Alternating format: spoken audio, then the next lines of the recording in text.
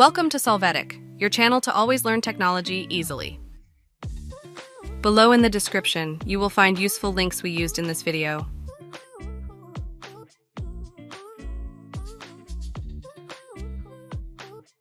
Today in Solvetic, we will see how to recover the back button on Android. We start by entering the phone's settings. After that, we use the top search magnifying glass to find the options that we have associated with navigation. Next, we click on them and verify that we have both the button panel and the navigation configuration activated that includes these icons, and not others such as the gestures icon.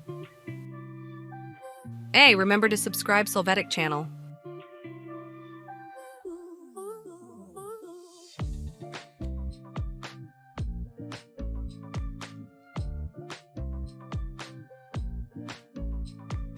Finally, the back icon will appear.